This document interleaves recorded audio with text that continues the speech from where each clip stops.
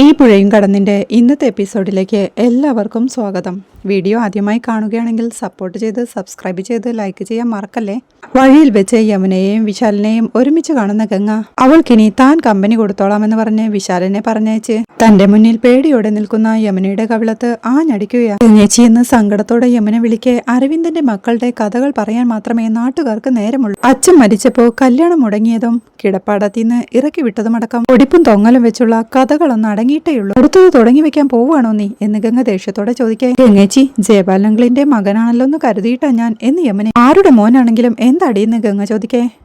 ഒച്ചയുണ്ടാക്കാതെ ചേച്ചി, ആരെങ്കിലും കേൾക്കുമെന്ന് യമുന. നീ കോളേജിൽ പോകുന്നത് എന്തിനാന്നറിയാലോ എന്ന് ഗംഗ ചോദിക്കേ. അറിയാമെന്ന് യമുന. നമ്മുടെ വീട്ടിലെ സാഹചര്യം എന്താണെന്നറിയോ എന്നവൾ ചോദിക്കേ. അറിയാമെന്ന് യമുന. ഇനി മേലാൽ ഇങ്ങനൊരു കാഴ്ച കണ്ടാ ഞാൻ തന്നെ നിന്റെ മുട്ടുകാല് തല്ലിയൊടിക്കും, മനസ്സിലായോ? പോയെന്ന് അവളെ പറഞ്ഞു വിടുകയാ ഗംഗ. അവിടെ റിസോർട്ടിന്റെ ഓഫീസിലിരിക്കുന്ന കാവേരിക്ക് കാര്യങ്ങളെല്ലാം പറഞ്ഞു മനസ്സിലാക്കി കൊടുക്കുകയാ ആസിഫ്. അങ്ങോട്ടെത്തിയ നിവിനും ആ കാഴ്ച കണ്ട് ഇവനെന്താ ഇവിടെ ഇരിക്കുന്നത് എന്ന് മനസ്സിൽ പറഞ്ഞ് അവന്റെ അടുത്തേക്ക് നടന്നു ചെന്ന് അസി, നിന്നെ അമ്മ അന്വേഷിക്കുന്നു എന്ന് പറയേ. എന്തിനാ എന്ന് ആസിഫോ. ചക്കപ്പഴം പൊരിക്കാനെന്ന് നിവിൻ പറയേ. പച്ച ചക്കയല്ലേ പൊരിക്കുന്നത് എന്ന് ആസിഫോ. അതൊക്കെ അമ്മയ്ക്ക് അറിയൂ, നീ പോയെന്ന് പറഞ്ഞ് അവനെ പറഞ്ഞു വിടുകയാ നിവിൻ. അവൻ പോയി കഴിയുമ്പോഴേക്കും നിവിൻ അവളുടെ അരികിലേക്ക് ഇരുന്ന്, ഞാൻ വന്നപ്പോ മുതലേ ശ്രദ്ധിക്കുന്നു, കാവേരി എപ്പോഴും ജോലിയില്ല എന്ന് പറയേ. ജോലി ചെയ്യാനല്ലേ എന്നെ ഇവിടെ എടുത്തിരിക്കുന്നേ എന്ന് കാവേരി. ജോലി ചെയ്യണം, ജോലിയുടെ കൂടെ റെസ്റ്റും എടുക്കണമെന്ന് പറയായിരുന്നു. എപ്പോഴും ഇങ്ങനെ ജോലി മാത്രം ചെയ്താൽ ക്ഷീണിച്ചു പോവില്ല എന്നവൻ ചോദിക്കേ. അങ്ങനെ പെട്ടെന്നൊന്നും ക്ഷീണിക്കുന്ന കൂട്ടത്തിലല്ല ഈ കാവേരി എന്ന് കാവേരിയും. എന്നാ പിന്നെ ഞാനൊരു കോഫി പറയട്ടെ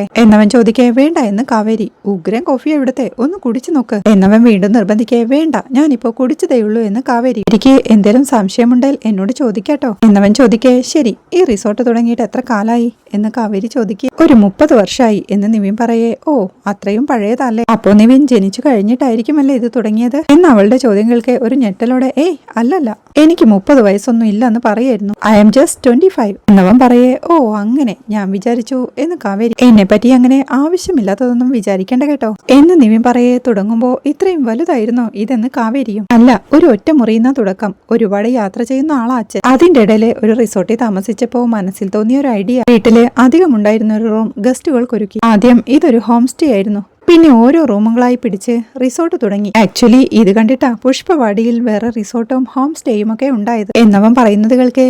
അങ്ങനെയൊക്കെ സാധിക്കുമല്ലേ എന്ന് കാവേരിയും ആലോചനയോടെ ചോദിക്കുകയാണ്. അപ്പോഴാണ് അങ്ങോട്ടെത്തുന്ന രാജേശ്വരി കൊച്ചു വർത്തമാനം പറഞ്ഞിരിക്കുന്ന നിവിനെയും കാവേരിയെയും കാണുന്നു. അവർ വരാന്തയിലൂടെ നടന്നു പോവുകയായിരുന്ന ആസിഫിനെ അങ്ങോട്ട് വിളിച്ച്, നീ എവിടെ പോയിരുന്നു ആസി എന്ന് രാജേശ്വരി ചോദിക്കേ. ഞാൻ ചക്കപ്പഴം പൊരിക്കുന്നത് നോക്കാൻ പോയതായിരുന്നു എന്ന് ആസിഫോ. എന്നോട് ഞാൻ പറഞ്ഞിട്ടില്ലേ അവന്റെ മേലെ എപ്പോഴും ഒരു കണ്ണ് വേണമെന്ന്?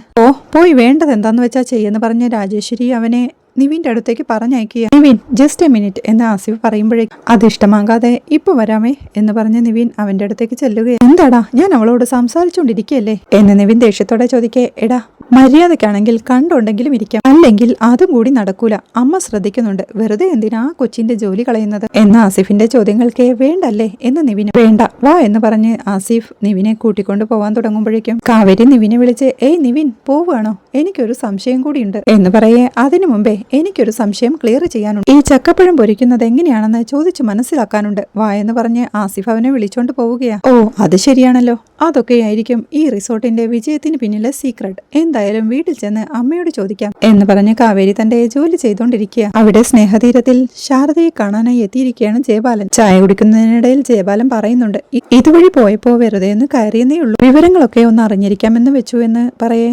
പ്രവീണ ഇടയ്ക്ക് വിളിക്കാറുണ്ടെന്ന് ശാരദയും. അല്ല, അവൾ എന്തിയെ കാവേരി എന്ന് ജയപാലൻ ചോദിക്കേ. അവള് ജോലിക്ക് പോയില്ലോ എന്ന് ശാരദ പറയുന്നത് കേൾക്കെ. അല്ല, ഇത്ര പെട്ടെന്നൊക്കെ ജോലിക്ക് പോയി തുടങ്ങിയോ എന്ന് ജയപാലൻ. അല്ല, ജയപാലേട്ടൻ വിളിച്ചു പറഞ്ഞതിന്റെ പിറ്റേ ദിവസം തന്നെ അവള് ജോലിക്ക് പോയി തുടങ്ങി എന്ന് ശാരദ പറയേ. ഒരു ചിരിയോടെ, ഞാൻ അപ്പൊ തന്നെ രാജി വിളിച്ചു പറഞ്ഞായിരുന്നേ, അല്ലേലും പെണ്ണുങ്ങൾ ജോലിക്ക് പോകുന്നത് നല്ലതല്ലയോ, പലയിടത്തും അങ്ങനെയല്ലേ നടക്കുന്നത്. അരവിന്ദൻ ഉണ്ടായിരുന്നെങ്കിലും അവൾക്ക് ജോലിക്ക് പോവാമായിരുന്നല്ലോ അല്ലേ എന്ന് പറഞ്ഞ് അവിടുന്ന് എഴുന്നേറ്റ് ഞാനിപ്പോ വന്നതേ. ദാ ഇത് സുജാത വെച്ചോ എന്ന് പറഞ്ഞ് ഒരു കെട്ട് നോട്ട് സുജാതയുടെ നേരെ നീട്ടുക. അയ്യോ, പണമൊന്നും വേണ്ട ജയപാലേട്ടാ എന്ന് ശാരദ പറയേ. സാരമില്ല ശാരദ, ഇത് വെച്ചോ എന്ന് ജയപാലനും. വേണ്ട എന്ന് ശാരദ പറയുമ്പോഴേക്കും, അതുകൊണ്ടല്ല അങ്കിളെ, ബാങ്കിൽ നിന്ന് വീട് തിരിച്ചെടുക്കാൻ ആഭരണം പണയം വെച്ചതിന്റെ ബാക്കി കുറച്ച് കാശിരിപ്പുണ്ട് എന്ന് ഗംഗയും പറയുകയാ. ഞങ്ങള് അതുകൊണ്ട് അങ്ങ് അഡ്ജസ്റ്റ് ചെയ്ത് പോയിക്കോളാം ജയപാലേട്ട, എന്തെങ്കിലും ആവശ്യം വരികയാണെങ്കിൽ ചോദിക്കാമെന്ന് ശാരദയും. ജയപാലനും സങ്കടം അഭിനയിച്ച് ആലോചിക്കുമ്പോൾ സങ്കടം തോന്നുകയാ. 1 മാസം മുമ്പ് വരെ ഈ വീടിന്റെ ചെലവുകൾ എന്റെ കൈകൊണ്ടാണ് നടന്നിരുന്നത്. എന്റെ കൈകൊണ്ടെന്ന് പറഞ്ഞ പണം അയക്കുന്നത് അരവിന്ദനാണെങ്കിലും ഇവിടെ കൊണ്ടുവന്നിരുന്നത് ഞാനല്ലായിരുന്നു. ഇതിപ്പം അരവിന്ദൻ പോയി. അത് താങ്ങാൻ പറ്റാതിരിക്കുമ്പോഴാണ് ബാങ്കിന്റെ പ്രശ്നം വരുന്നത്. നേരത്തെ കയ്യിൽ കാശുണ്ടായിരുന്നെങ്കിൽ വീടിന്റെ കടം മുഴുവൻ ഞാൻ അങ്ങ് വീട്ടിയാൻ. പിന്നെ പണം സംഘടിപ്പിക്കാനുള്ള നെട്ടോട്ടമായിരുന്നു. ഒടുവില് ബാങ്കുകാർ പറഞ്ഞ പൈസയൊക്കെ സംഘടിപ്പിച്ചു വന്നപ്പോഴേക്കും നിങ്ങൾ എന്നെയും കടത്തിവെട്ടി നിങ്ങളുടെ ആഭരണങ്ങൾ പണയം വെച്ചു എന്ന് ജയപാലൻ പറയേ ഗംഗയും എങ്ങനെയാ അങ്കിളെ അന്യരുടെ വീട്ടില് മടുത്തു, അതുകൊണ്ടാ എന്ന് പറയുന്നുണ്ട്. അതും ശരിയാ. ഇനി എന്തേലും ആവശ്യമുണ്ടെങ്കിൽ നിങ്ങൾ എന്നോട് ആദ്യം പറഞ്ഞേക്കണം. അരവിന്ദൻ പോ എന്ന് വിചാരിക്കണ്ട. കുട്ടികൾ രണ്ടും പഠിച്ച് പറക്കമുറ്റുന്നതുവരെ ഞാനുണ്ടാവും അരവിന്ദന് പകരമായിട്ട്. എന്നാ ഞാനങ്ങോട്ട് എന്ന് പറഞ്ഞ് ജയപാലൻ യാത്ര പറഞ്ഞിറങ്ങുകയാ. അങ്കിൾ പോയി കഴിയുമ്പോഴേക്കും ഗംഗ അമ്മയോടായി, അമ്മേ ഈ ജയപാലൻ അങ്കിൾ ശരിക്കും നല്ലയാള് തന്നെയാണോ എന്ന് ചോദിക്കേ. അതിനെന്താടി സംശയം, തങ്കപ്പെട്ട മനുഷ്യനല്ലേ, ദേ നീയും കാവേരി പോലെ തുടങ്ങല്ലേ എന്നൊക്കെ പറയുന്നുണ്ടെങ്കിലും ഗംഗ സംശയത്തോടെ ആലോചനയോടെ നിൽപ്പാ. അപ്പോഴേക്കും വിനീതും വീട്ടിലേക്കുള്ള സാധനങ്ങളുമായി തന്റെ ബൈക്കിൽ അങ്ങോട്ടെത്തുകയാ. വീട്ടിൽ നിന്നിറങ്ങിയ ജയപാലൻ അങ്ങോട്ട് നടന്നു വരുന്ന വിനീതിനെ കണ്ട്, നിന്നോട് ഞാൻ പറഞ്ഞതെല്ലാം നീ പെട്ടെന്ന് അങ്ങ് മറന്നു കളഞ്ഞല്ലേ.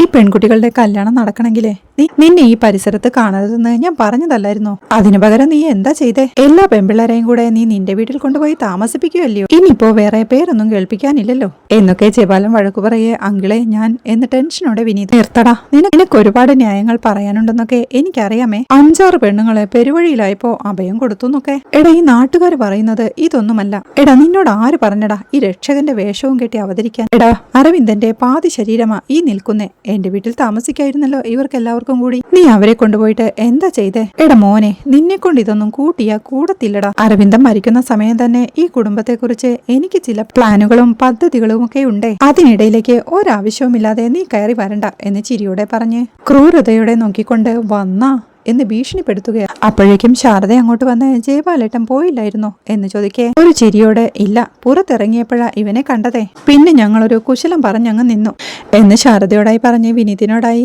എന്നാ ശരി, വിനീതിന് പറഞ്ഞതെല്ലാം ഓർമ്മയുണ്ടാവണേ എന്ന് ഓർമ്മിപ്പിച്ച് യാത്ര പറഞ്ഞു പോവുകയാ. എന്താ മോനെ ജയപാലേട്ടൻ പറഞ്ഞത് എന്ന് ശാരദ ചോദിക്കേ. അതൊന്നുമില്ല അമ്മായി എന്ന് വിനീത്. അമ്മ ഇതൊക്കെ ഒന്ന് അകത്തേക്ക് വെക്കേ എന്ന് തന്റെ 2 കൈയിലെയും കവർ നീട്ടിക്കൊണ്ട് വിനീത് പറയേ. ഇതൊക്കെ എന്താ എന്ന് ശാരദയും. കുറച്ച് പച്ചക്കറികളും പലചരക്കു സാധനങ്ങളും ഒക്കെയാ. കൂട്ടത്തിലും നിളയ്ക്കുള്ള 1-2 നോട്ട് ബുക്കുകളും ഉണ്ട് എന്ന് വിനീത് പറയേ. എന്തിനാ മോനെ കാശൊക്കെ വെറുതെ ചിലവാക്കി കളയുന്നത് എന്ന് ശാരദയും ചോദിക്കുക. വെറുതെ ചിലവാക്കാൻ എന്റെ അങ്ങനെ ഒരുപാട് കാശൊന്നും ഇല്ല അമ്മായി. സ്നേഹത്തോടെ എന്തെങ്കിലും കൊടുക്കാൻ ഒരുപാട് പേരൊന്നുമില്ല. അമ്മ ഇതെടുത്ത് വെക്കെന്ന് പറഞ്ഞ് അവനത് ശാരദയുടെ കയ്യിലേക്ക് കൊടുക്കുമ്പോഴേക്കും സിറ്റൗട്ടിലേക്ക് എത്തുന്ന ഗംഗയും ആ കാഴ്ച കാണുകയാണ്. ശാരദ അതുമായി വീട്ടിലേക്ക് നടന്നു പോകുമ്പോഴേക്കും തന്നെ നോക്കി നിൽക്കുന്ന ഗംഗയെ ഒരു നിമിഷം നോക്കിക്കൊണ്ട് വിനീതും അവിടെ നിന്ന് ഇറങ്ങി പോവുകയാണ്. അപ്പോഴേക്കും ഗംഗ അവനെ പുറകിന്ന് വിളിക്കുന്നുണ്ട്.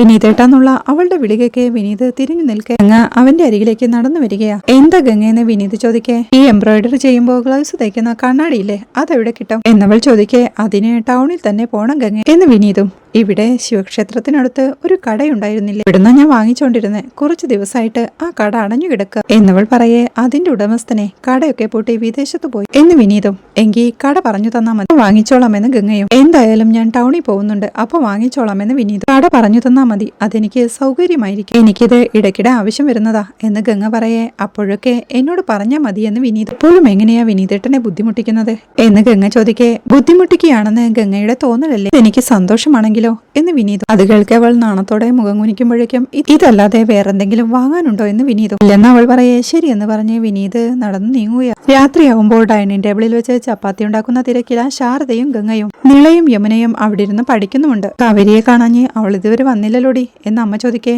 കാവേരി ഇങ്ങ് വന്നോളും അമ്മേ, അവൾ ഇന്ന് ആദ്യ ദിവസം ജോലിക്ക് പോകുന്നു അല്ലല്ലോ എന്ന് ഗംഗ പറയുമ്പോഴേക്കും ഇരുട്ടായില്ലടി, നോക്കി വൈകിയ എനിക്കാണല്ലോ വെപ്രാളം, നിനക്കൊക്കെ എന്താ കുഴപ്പം എന്നമ്മ പറയുമ്പോഴേക്കും ഹായ് ഗേൾസ്, ഗുഡ് ഈവനിങ് എന്ന് പറഞ്ഞുകൊണ്ട് കാവേരി അങ്ങോട്ട് എത്തുകയും. നിന്നെ കാണാഞ്ഞേ ഇവിടുത്തെ തലമൂത്ത ഗേള് ഭയങ്കര ഡെസ്പായിരുന്നു, നീ വരാൻ കുറച്ചുകൂടി വൈകിയിരുന്നെങ്കിൽ ഞങ്ങളെ കൂടി ഡെസ് പഠിപ്പിച്ച് കൊന്നേനെ എന്ന് ഗംഗേച്ചി പറയേ. ആണോ മൈ ഡിയർ മമ്മ എന്ന് കാവേരി. ഓ പോ പെണ്ണെ അവിടുന്ന് എന്ന് ശാരദ പറയുമ്പോഴേക്കും കാവേരി അമ്മയെ ചേർത്ത് പിടിച്ച്, ഈ ശാരദ പെണ്ണിന് എപ്പോഴാ എന്നോട് അങ്ങനെ ഒരു സോഫ്റ്റ് കോർണർ തുടങ്ങിയത് എന്നവൾ ചോദിക്കേ. ചേച്ചിയെ കരടി പിടിച്ചോണ്ട് പോകുന്ന അമ്മയുടെ പേടിയെന്ന് നിളയും. ആ കരടിയുടെ അവസ്ഥ ഓർത്തിട്ടാ ചേച്ചി അമ്മയ്ക്ക് ശരിക്കും പേടിയെന്ന് യമുന. ഇതുകൾക്ക് കാവേരിയും തന്റെ ബാഗ് എടുത്തു തുറന്ന് ഒരു ചോക്ലേറ്റ് യമുനയ്ക്ക് എറിഞ്ഞു കൊടുത്തുകൊണ്ട് ഇത് നീ വെച്ചോ, പഠിക്കാനില്ലാത്ത സമയത്ത് ഭക്ഷണം കഴിക്കാൻ മാത്രമേ വാ തുറക്കാവൂ എന്ന് കാവേരി പറയേ. അപ്പൊ എനിക്കില്ലേ എന്ന് നിളയും. ഇവൾക്കും ഒരു ചോക്ലേറ്റ് എടുത്തുകൊണ്ട് ഹാപ്പി അല്ലേ എന്ന് ചോദിച്ചു. അങ്ങനെ രണ്ടുപേർക്കും കൂടി ഹാപ്പി ആവാൻ ₹20 എന്നവൾ പറയുന്നത് കേൾക്കെ തൽക്കാലം സഹിച്ചു. ഈ വീട്ടിലെ ഏക ഉദ്യോഗസ്ഥയുടെ ബാധ്യത അതൊക്കെ എന്ന് നിളയും പറയുകയും ജോലിയൊക്കെ എങ്ങനെയുണ്ടെന്ന് ഗംഗേച്ചി ചോദിക്കെ പൊളി, അല്ലെങ്കിൽ ഞാൻ എപ്പോഴേ വിട്ടേനെ എന്ന് കാവേരിയും. രാജേശ്വരിയോട് ചോദിച്ചാൽ അറിയാം വിവരങ്ങളൊക്കെ എന്ന് ശാരദ പറയെ. അതെന്താ അമ്മയ്ക്ക് അമ്മയുടെ മോളെ വിശ്വാസമില്ല എന്ന് കാവേരി ചോദിക്കെ. പിന്നെ ലോകത്ത് എനിക്ക് ഇത്രയും വിശ്വാസമുള്ള ഒരു കുട്ടി വേറെ ഇല്ല എന്ന് അമ്മയും. കേൾക്കെ അവൾ ചിരിയോടെ സന്തോഷത്തോടെ നിൽക്കെ.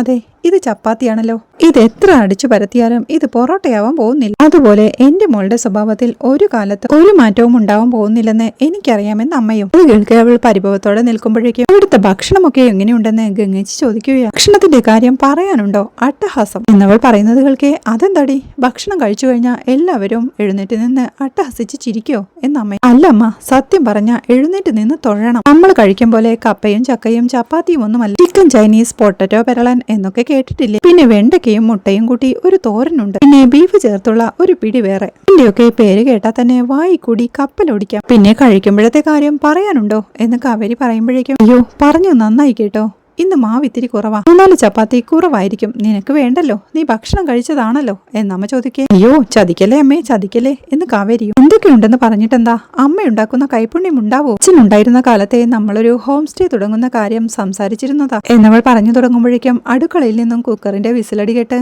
അയ്യോ എന്റെ സാമ്പാർ മാറിക്കേ എന്ന് പറഞ്ഞ ശാരദ അടുക്കളയിലേക്ക് ഓടുകയാണ്. അത് കാണാൻ കാവേരിയും കണ്ടില്ലേ, 20,000 രൂപ ശമ്പളക്കാരിക്ക് ഇവിടെ എന്താ വില, സാമ്പാറിലെ മുരിങ്ങക്കൊല്ലിനാ എന്നെക്കാളും വില എന്ന് പറഞ്ഞ് ദേഷ്യത്തോടെ നിൽക്കെ. നീ ഹോം സ്റ്റേയുടെ കാര്യമല്ലേ പറഞ്ഞത് എന്ന് ഗംഗേച്ചിയും. അതെ ചേച്ചി, സംഗതി ഞാൻ ഡീറ്റെയിൽഡ് ആയിട്ട് പഠിച്ചു, ഒരിക്കലും നഷ്ടമുണ്ടാവാത്ത ബിസിനസ്സാ എന്ന് കാവേരി പറയുന്നത് കേൾക്കെ. ചേച്ചി എവിടുന്ന് പഠിച്ചു എന്ന് യമുനയും. എടി, ഞാൻ രാജേശ്വരിയുടെ ടീക്കപ്പ് റിസോർട്ടിലെ റിസപ്ഷനിസ്റ്റ് ആയിട്ട് ജോലി ചെയ്ത് റിട്ടയർഡ് ചെയ്യാനാണോ തീരുമാനിച്ചിരിക്കുന്നതെന്നാണോ നീ കരുതിയിരിക്കുന്നത്? അതല്ലെങ്കിൽ കല്യാണം കഴിയുന്നവരെ പെൺകുട്ടികളെ തയ്യലും കമ്പ്യൂട്ടറും ഒക്കെ പഠിക്കാൻ പോകുന്ന പോലെയാണോ? ഞാനിപ്പോ രാജേശ്വരിയുടെ റിസോർട്ടിലെ ജോലിക്ക് പോകുന്നുണ്ടെങ്കിലേ അതിനു പിന്നിൽ മഹത്തായൊരു ലക്ഷ്യമുണ്ടെന്ന് കാവേരി പറയേ. എന്ത് ലക്ഷ്യമെന്ന് ഇളയും.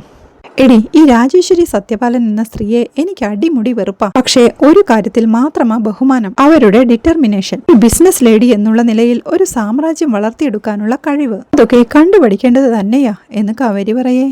അതിനെന്താ, ചേച്ചി അങ്ങ് കണ്ടുപഠിച്ചോണം, ഇഷ്ടം പോലെ സമയമുണ്ടല്ലോ എന്ന് യമുനയും. സമയം കുറവാടി, കണ്ടുപഠിക്കുന്നതേ അവരുടെ ഫാൻ ക്ലബ് ഉണ്ടാക്കാനൊന്നുമല്ല, അവരെ പോലെ ആവാനാ. ഗംഗേച്ചി എന്നും മറ്റുള്ളവരുടെ ഡ്രസ്സ് തയ്ച്ചും ഞാൻ രാജേശ്വരിയുടെ റിസോർട്ടിൽ ജോലിക്ക് പോയും ജീവിച്ചാ പോരല്ലോ. അച്ഛൻ ആഗ്രഹിച്ച പോലെ നമുക്കും ഒരു നല്ല നിലയിലെത്തണ്ടേ, അതിനു വേണ്ടിയാ അവരുടെ ബിസിനസ് ഒക്കെ നോക്കി പഠിക്കണമെന്ന് ഞാൻ പറഞ്ഞത്. മനസ്സ് വെച്ചാൽ നമ്മളെ കൊണ്ട് സാധിക്കുന്നതേ ഉള്ളൂ എന്ന് കാവേരി പറയേ. അതൊക്കെ വലിയ റിസോർട്ടല്ലേ ചേച്ചി, ആ ബിസിനസ് ഒക്കെ നമുക്ക് കിട്ടോ എന്ന് യമുനയും. ആ റിസോർട്ട് എപ്പോഴാ വലുതായത്? അവരുടെ തുടക്കവും ഒരു ഒറ്റമുറി ഹോം സ്റ്റേയിൽ നിന്നാ. ഞാൻ ഫുൾ ഡീറ്റെയിൽസും എടുത്തെന്ന് കാവേരി പറയേ. അമ്മ സമ്മതിക്കുമെന്ന് എനിക്ക് ഒരു പ്രതീക്ഷയുമില്ല ചേച്ചി എന്ന് യമുനയും. ഇപ്പോഴേക്കും അങ്ങോട്ടെത്തുന്ന യമുനയും എന്താടി നീ നേരത്തെ അച്ഛന്റെ കാര്യം പറഞ്ഞത് എന്ന് ചോദിക്കേ. ഹോം സ്റ്റേയുടെ കാര്യമാമേ എന്ന് കാവേരി. ഹോം സ്റ്റേയോ എന്ന് അമ്മ ചോദിക്കേ. അതെ, നമ്മുടെ വീട്ടിലെ 1-2 റൂമുകൾ വൃത്തിയാക്കി പുറത്തുനിന്ന് വരുന്ന ഗസ്റ്റുകൾക്ക് താമസിക്കാൻ കൊടുക്കുന്ന ഒരു ബിസിനസ്. ആവശ്യത്തിന് കാശ് കിട്ടുമെന്ന് കാവേരി ആവശ്യത്തോടെ പറയേ. നമുക്ക് ഒരു പരിചയമില്ലാത്ത ആളുകളെ ഇവിടെ കൊണ്ടുവന്ന് താമസിപ്പിക്കണമല്ലേ എന്നമ്മ ചോദിക്കുന്നത് നിരാശയോടെ നിൽക്കുന്ന കാവേരിയെ കാണിക്കുന്നിടത്താണ് ഈ എപ്പിസോഡ് അവസാനിക്കുന്നത്. അമ്മ സമ്മതിക്കുന്നതോടുകൂടി ഹോം സ്റ്റേക്കായി കാവേരിയും യമുനയും ഗംഗയും നിളയുമെല്ലാം വീട്ടിലെ റൂമെല്ലാം റെഡിയാക്കുന്നതാണ് നാളത്തെ എപ്പിസോഡിലെ വിശേഷങ്ങൾ. വീഡിയോ ഇഷ്ടമായാൽ സപ്പോർട്ട് ചെയ്ത് സബ്സ്ക്രൈബ് ചെയ്ത് ലൈക്ക് ചെയ്യാൻ മറക്കല്ലേ.